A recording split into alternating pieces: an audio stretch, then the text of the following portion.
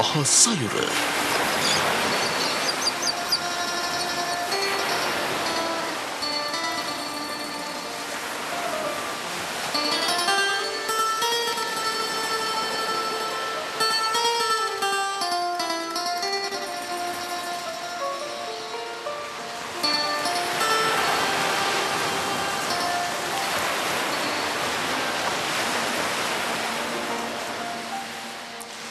මහසයුර වර එක සුන්දරයි, තවත් වර එක රුදුරුයි, චණ්ඩයි.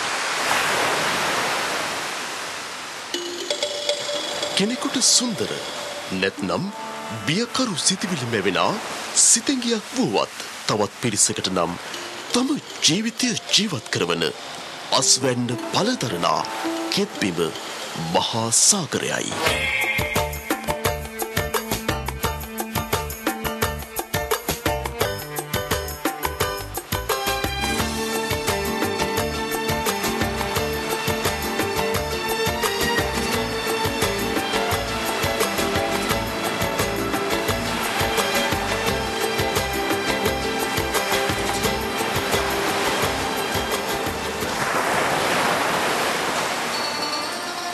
මම කරන්නේ මුහුදු රස්සාව. එහිමයි ඔවුන් තමන්ව හඳුනාගන්නේ. හිත හයිය නැත්නම් මේ රස්සාව කරන්න බෑ කියලයි ඔවුන් කියන්නේ. රටේ ජනතාවගේ පෝෂණය පිළිබඳ වගකීම පැවරෙන්නේ ඔවුන්ගේ කර මත. ධීවර වෘත්තිය අපේ රටේ කර්මාන්තයක් ලෙස කොයිතරම් ඉදිරියේද?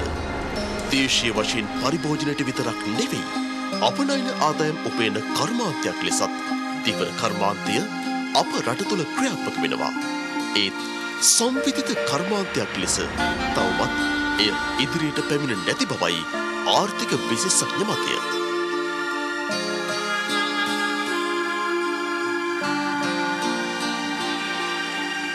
ධීවර වෘත්තියට නිසි වටිනාකමක් ලබා දෙන්නට දෙස් විදෙස් ආදායම් උපයන සැලසුම් සහගත කර්මාන්තයක් ලෙස ධීවර කර්මාන්තය ඉදිරියට ගන්නටත් දේශීය ධීවරයින්ට මෙන්ම මහා පරිමාණ විදේශීය ධීවර යාත්‍රාවලට අවශ්‍ය පහසුකම් සලසන්නටත් මනා ලෙස සැලසුම් කළ දකුණු ආසියාවේ විශාලතම ධීවර වරාය ලෙස දික් ඕබිට ධීවර වරාය ඊයේ දිනේදී අතිගරු ජනාධිපතිතුමන් අතින් ධීවර ජනතා අයිතියට පත්විය.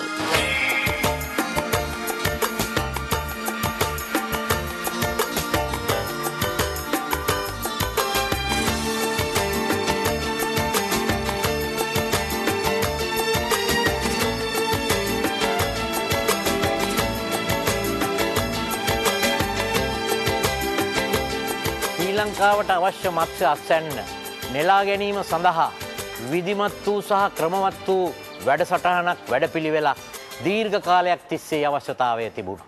මෙවැනි විශාල ව්‍යාපෘතියක් ආරම්භ කිරීම ලේසි පාසු වැඩක් නොවේ. මේ වරාය තටාංගන දෙකකින් සමන්විතයි. උතුරු තටාංගනය සහ දකුණු තටාංගනය. එහෙමත් නැත්නම් උතුරු පර්යන්තය සහ දකුණු පර්යන්තය. උතුරු පර්යන්තය ඇත්ත වශයෙන්ම දේශීය සහ ජාතික යාත්‍රා සඳහා වෙන් වූවක් වන අතර දකුණු පර්යන්තය මුළුමනින්ම ජාත්‍යන්තර ට්‍රෝලර් යාත්‍රා ගොඩබෑමට පහසුකම් ඇති වරායක් විදියට සියලු පහසුකම් වලින් අංග සම්පූර්ණ වරායක්.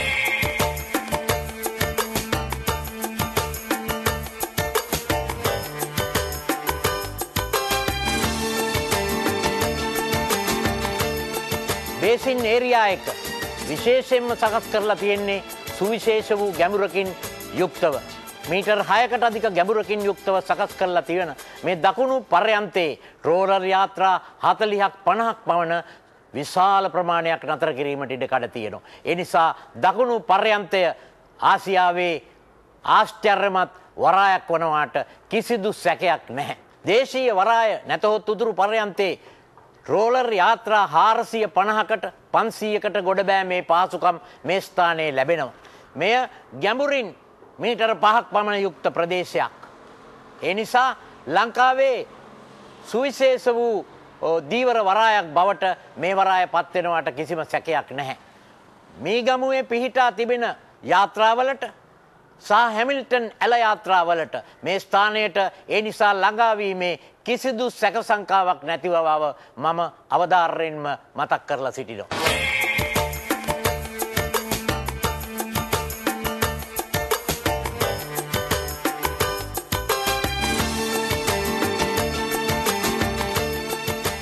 මේ ජාත්‍යන්තර වරායේ මසුන් ගොඩබෑම සඳහා සුවිශේෂ වූ අති නවීන පහසුකම් වලින් සමන්විත කන්වේය බෙල්ට් 3ක් තියෙනවා. ලෝකයේ අනිකුත් ජාත්‍යන්තර දීවර වරායන් වල මෙන්ම මේ දික්කොවිට ජාත්‍යන්තර වරාය කොටස දකුණු පර්යන්තයේත් ඒ විදියම කන්වේය බෙල්ට් 3ක් තියලා තියෙනවා. පියර 3කින් සමන්විතයි. කන්වේය බෙල්ට් 3ෙන් ලැබෙන ඒ මත්ස්‍ය අස්තන්න අවමහානියකින් යුක්තව එකතු කිරීමේ පහසුකම් මෙහි තිබෙනවා.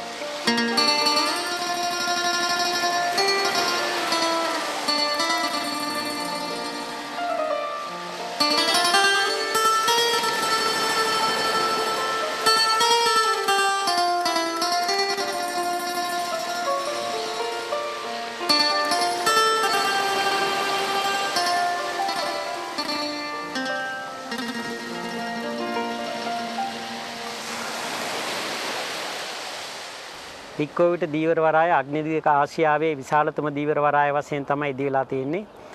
මේකේ පියරේ දිග නැත්නම් වේදිකා බැම්මේ දිග එහා කෙළවරේ සිට අපි දැන් ඉන්න අන්තය දක්වා වෙනකොට කිලෝමීටරයක් පමණ වෙනවා. එතකොට මේ වරාය අපි කොටස් දෙකකට තමයි පාලනය කිරීමට බලාපොරොත්තු වෙන්නේ. එකක් උතුරු ප්‍රදේශයේ උතුරු වරාය කියන කොටස දේශීය දීවර වරාය වශයෙන් උත් දකුණු ප්‍රදේශයේ අපනයනය කේන්ද්‍ර කොටගත් වරායත් වශයෙන් තමයි පවත්වාගෙන යාමට බලාපොරොත්තු වෙන්නේ. මේකේ වරාය බේසම නැත්තම් මේ තටාකාංගනයේ ප්‍රමාණය තියෙනවා හෙක්ටයාර් 12ක් පමණ. එකවරකට යාත්‍රා 355ක් පමණ අපිට නැංගුරම් කරන්න පුළුවන් මේ යාත්‍රාව තුළ. ඒ අතරින් විදේශ යාත්‍රා, ඒ කියන්නේ විශාල ප්‍රමාණයේ මත්ස්‍ය අපනයනය කරන යාත්‍රා 150කට පමණත්, දේශීය යාත්‍රා 305කට පමණත් අපිට එකවර පහසුකම් සැපයීමට පුළුවන් තරම් විශාල ප්‍රමාණයේ යාත්‍රා වරායක් තමයි මේ ඉදි වෙලා තියෙන්නේ. එතකොට මෙහි මුළු වටිනාකම යුරෝ මිලියන 53ක් පමණ වෙනවා. එයින් යුරෝ මිලියන 45ක් නෙදර්ලන්ත රජයෙන්ුත් යුරෝ මිලියන 8ක් ශ්‍රී ලංකා ජනරජයෙන්ුත් යොදවලා සම්පූර්ණ මේ වරාය ඉදි කිරීම කටයුතු කරලා තියෙන්නේ. දැනට මේ වරාය ගත්තායින් පස්සේ අති නවීන පහසුකම් වලින් යුක්ත වරායක් හැටියට තමයි අපිට සඳහන් කරන්න පුළුවන් වෙන්නේ. විශේෂයෙන්ම දේශීය දීවර ප්‍රජාව ගැන සලකලා බලනකොට මේ වෙනතෙක් හැමිල්ටන් ඇලේ යාත්‍රා විශාල ප්‍රමාණයක් පැවතුණා.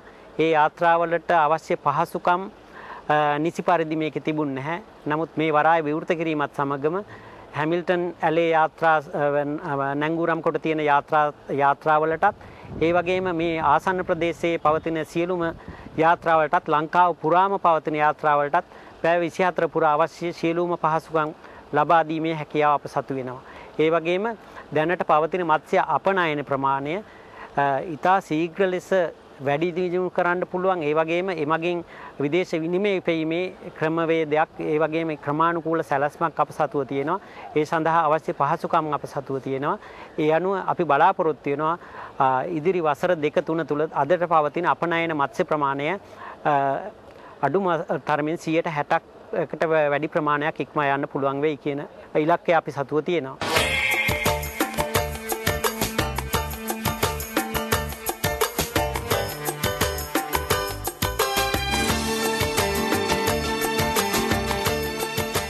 තාක්ෂණික පහසුකම් වශයෙන් සලකනකොට ඉතාමත්ම නවීනතම තාක්ෂණික පහසුකම් වලින් යුක්ත වරායක් හැටියට තමයි අපිට මේකට සලකන්න වෙන්නේ.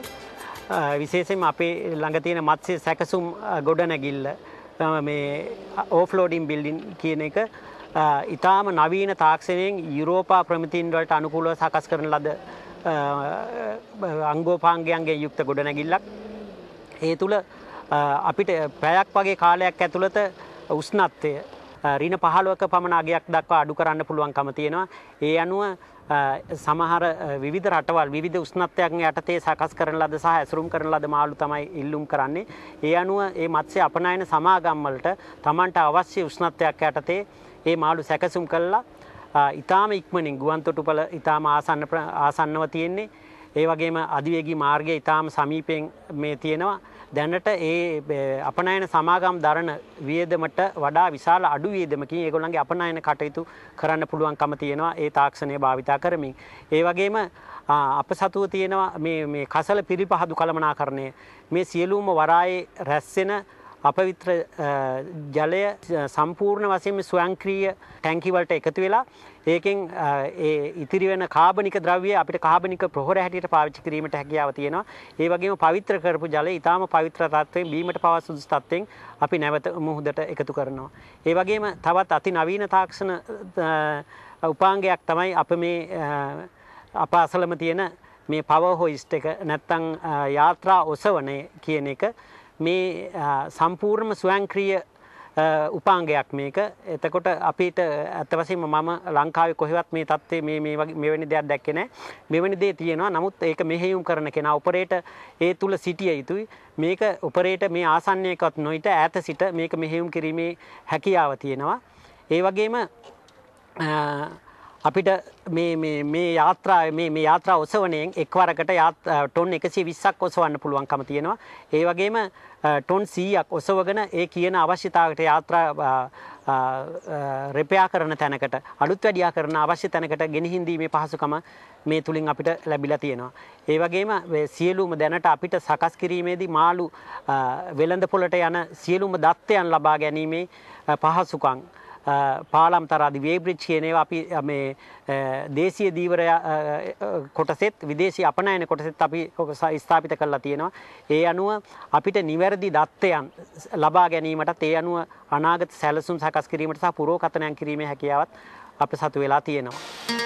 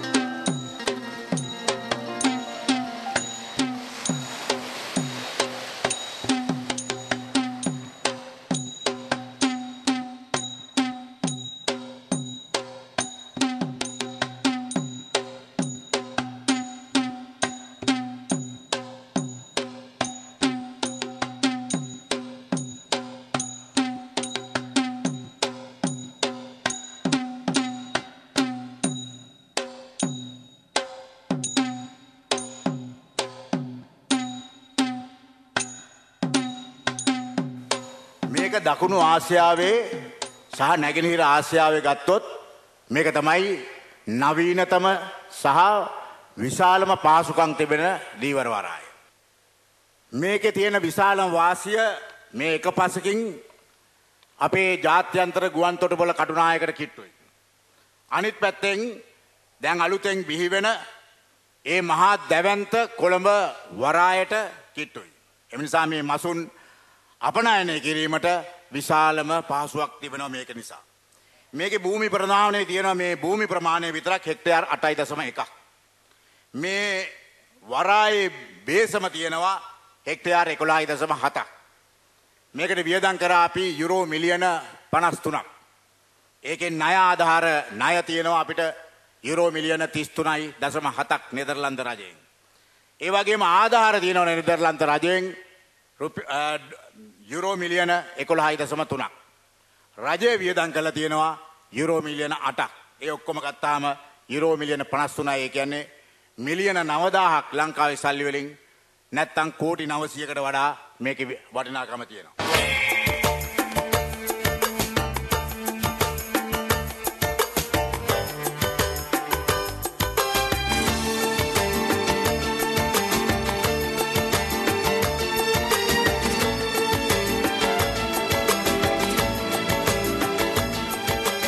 මේ දික්කෝවිට ප්‍රදේශයේ වසර කීපයක් ඇතුළත ඉතා ඉහළ මට්ටමේ දීවර වරායක් ගොඩනගලා විවෘත කරන්නට ලැබීම තමුන්නාන්සේලාට වගේම අපටත් විශාල සන්තෝෂයක්.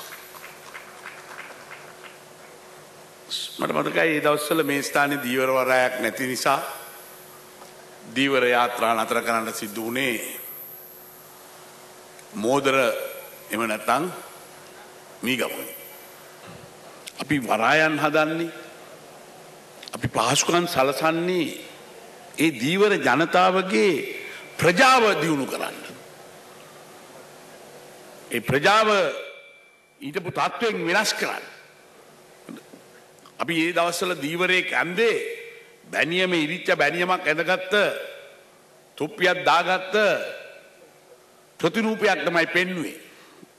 මේ දීවරයාගේ ජීවන තත්ත්වය ගොඩනගමින් පවුලේ ජීවන තත්ත්වය ගොඩනගමින් දරුවාට උසස් අධ්‍යාපනයක් දෙන්න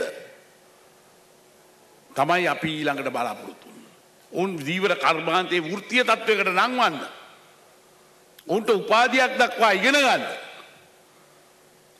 උන්ට කෙටි මාර්ගයක් හදන්න තමයි අපි සාගර විශ්වවිද්‍යාලය ආරම්භ කරේ එදා. හැබැයි අපි මහින්ද චින්තනයෙන් සාගර ආර්ථිකය ගැන හිතනකොට මේ රටේ වෙරළෙන් 3න් 2ක් අපිට අහිමි වෙලා තිබුණේ. අපිට අයිතියක් තිබුණේ නැහැ 3න් 2කට අපිට යන්න බෑ. අපි ත්‍රස්තවාදය පරාජය කරලා තමයි මේ රටේ වෙරළෙන් 3න් 2ක් ජාතියට ආපහු උරුම කරේ.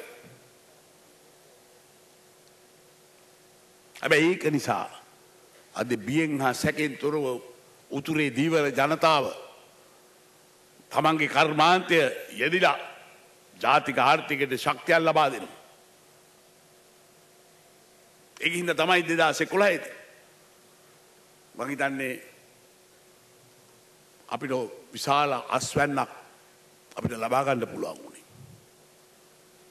ඒක නිසා අපි හැම අවස්ථාවකම සානාධාර දෙන්න පුළුවන් සානාධාර දෙමින් රැකියා දෙන ඒවා දෙමින් ලෝක අර්බුදයේදී මූණ දෙමින් මහා නියං කාලයට මූණ දෙමින් සාගතයන්ට මූණ දෙමින් ලංකාවේ බඩකින්නේ තියන්නේ නැතුව ලංකාව දවසින් දවස ඉදිරියට ගෙනියන්න ජනතාව මේ රාජ්‍යයට පුළුවන්කම ලැබිලා තියෙනවා.